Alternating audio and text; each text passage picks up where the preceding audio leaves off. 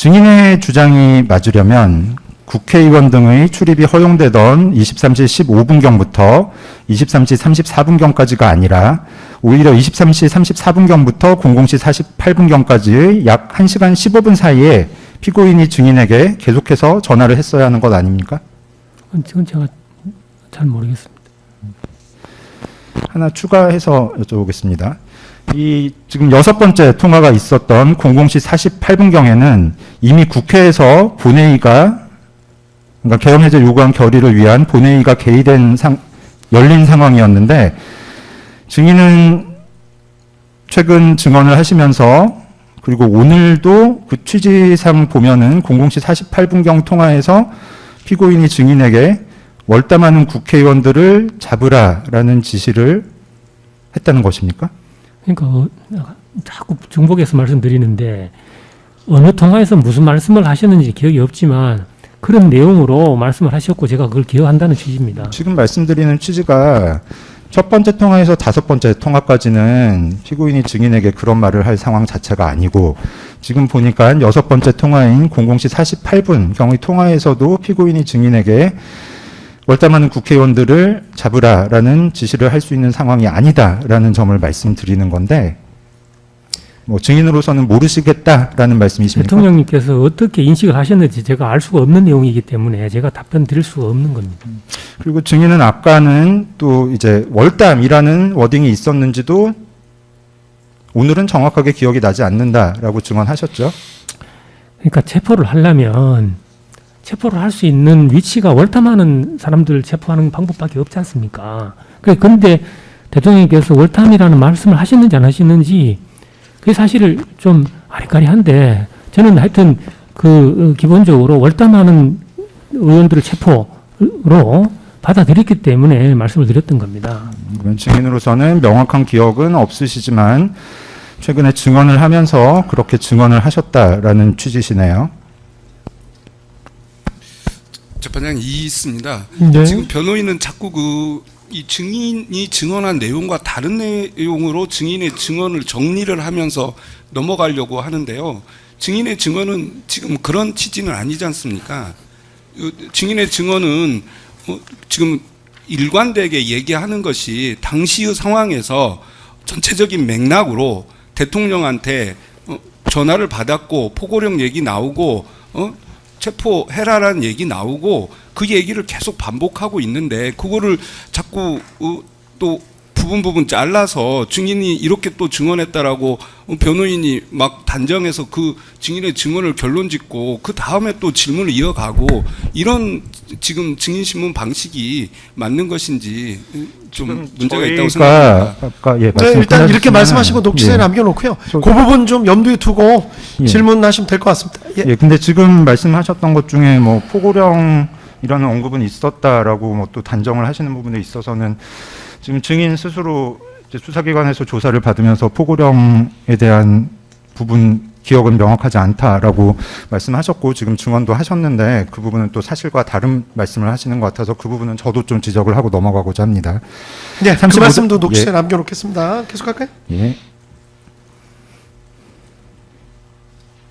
35-2항 여쭤보겠습니다. 한 가지 확실한 것은 23시 34분경부터 00시 48분경까지 사이에 피고인과 증인이 통화를 한 내역이 없으니 증인이 피고인에게 그러니까 대통령에게 국회 게이트를 닫고 국회의원의 출입을 막는다는 보고를 한 사실은 없는 것이죠. 그렇습니다.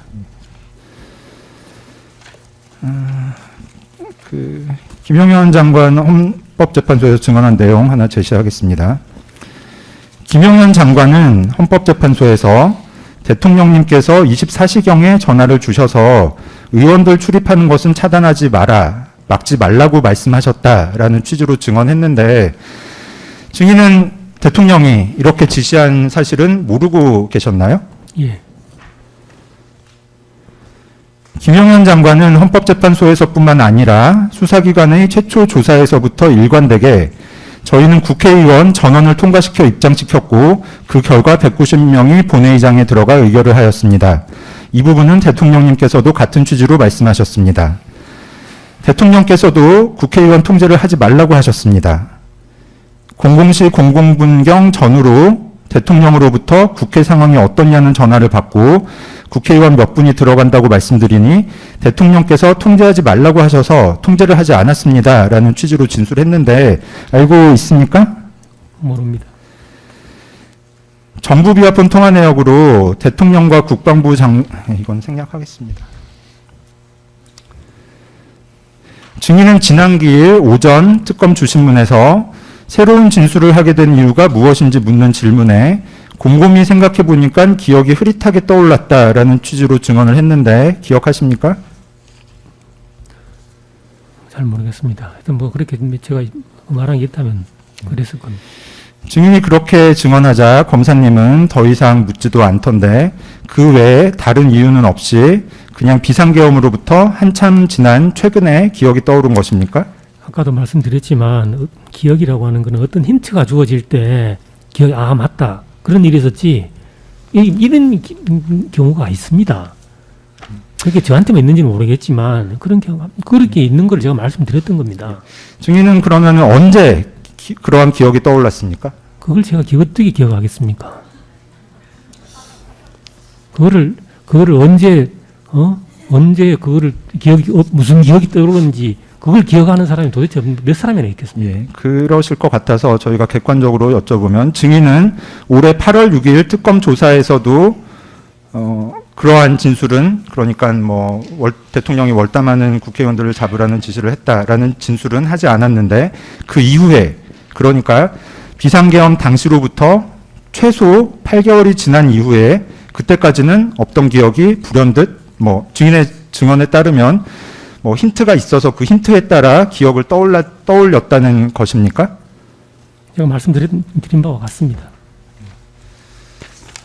그런데 증인은 지난 기일 오후 특검 주신문에서는 기억을 못할 수 없지요 라는 증언도 하셨고 오늘은 뭐 임팩트 있는 것이어서 기억을 할 수 있었다라고 증언을 하셨는데 기억을 못할 수 없고 임팩트 있는 내용을 8개월이 지난 다음에야 기억해내게 되었다는 것입니까? 가장 임팩트 있었던 거는 검거하라는 거고요. 예, 그런데 그게 너무 임팩트 있어서 그걸 말씀드렸는데 그 뒤에 관련된 내용들이 생각이 났다는 취지입니다. 만약 피고인이 국회의원들을 뭐 잡으라, 끌어내라, 체포하라 라고 했다고 치면 증인은 그 사후 조치로 무엇을 했습니까?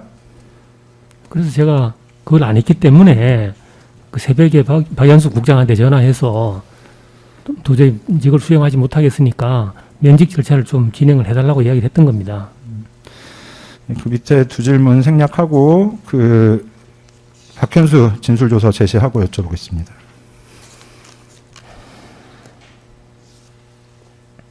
박현수 경찰국장은 검찰에서 2024년 12월 4일 06시 23분경 뭐 증인과 박현수 경찰국장이 한 통화에 관해서 조 청장님이 대통령이 체포 이야기를 했다고 했는지 여부는 정확히 기억이 나지 않습니다. 라고 진술했고 경찰에서 진술한 내용을 제시받고도 조 청장님이 여당 대표 명단, 야당 대표 명단을 언급했는지 여부, 대통령이 체포를 하라고 말했다고 말씀했는지 부분도 정확히 기억나지 않습니다. 라고 진술했는데 지금 읽어드린 내용 그대로 기재되어 있는 것은 맞죠?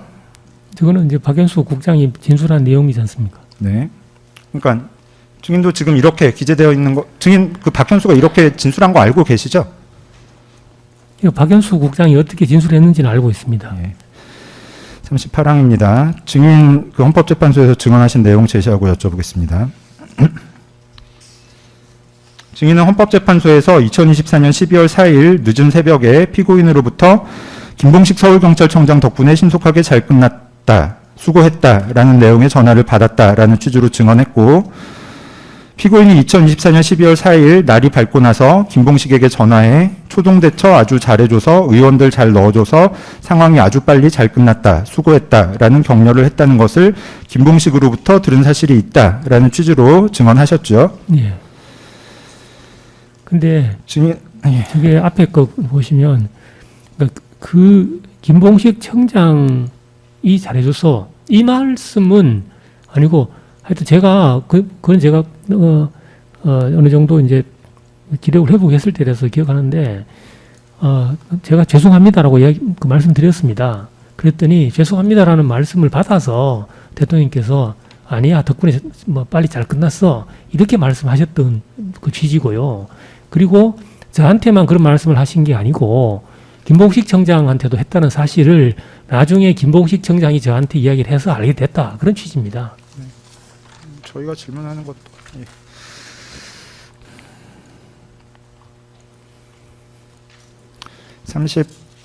(38-2항) 김봉식이 헌법재판소에서 증언한 내용 한번 제시하고 여쭤보겠습니다. 김봉식 서울경찰청장도 헌법재판소에서 2024년 12월 4일 오후에 피고인으로부터 김 청장이 국회의원들을 출입을 시켜줘서 조기에 빨리 잘 끝난 것 같다는 말씀을 들은 것으로 기억한다. 순수하게 수고했다는 연락을 한 것으로 생각했다. 그리고 피고인이 증인에게 전달해달라고 한 자신에 대한 격려의 말은 2, 3일 지나서 증인으로부터 전해 들었다라는 취지로 증언했고, 이 법정에서도 뭐 비슷한 취지로 증언했는데 알고 있습니까?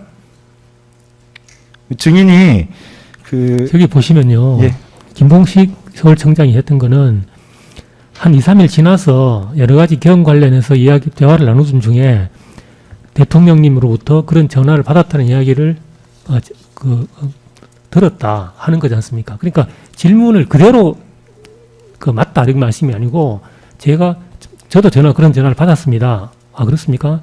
저도 전화를 받았습니다. 이런 취지입니다. 그게. 그러니까 그리고 지금 사실 저희가 아직 이 사건에서 증언한 내용은 녹취록으로 나오지 않아서 제시를 못하고 여쭤보는 건데 어쨌든 증인이 김봉식 청장에게 그 대통령이 뭐 잘했다 내지 뭐 이런 격려의 말을 전해달라고 한 부분을 김봉식 청장에게 전달한 것은 맞죠?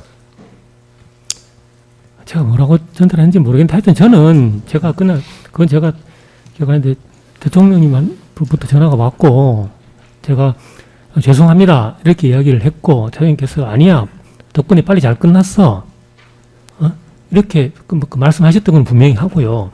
그 뒤에 김봉식 청장한테도 뭐 이야기 전해줘 이렇게 말씀하셨는지 안 했는지 그건 제가 잘 모르겠습니다. 아마 하셨을 수도 있고 안 하셨을 수도 있습니다. 예. 38-3항은 생략하고 한 가지 추가해서 여쭤보겠습니다. 증인 지금 뭐 어쨌든 지금 증언하신 내용에 따르더라도 증인은 대통령으로부터 왜 국회의원들을 막지 못했냐는 문책성 발언은 들은 적이 없죠. 그런 말씀 안 하셨습니다. 국간회의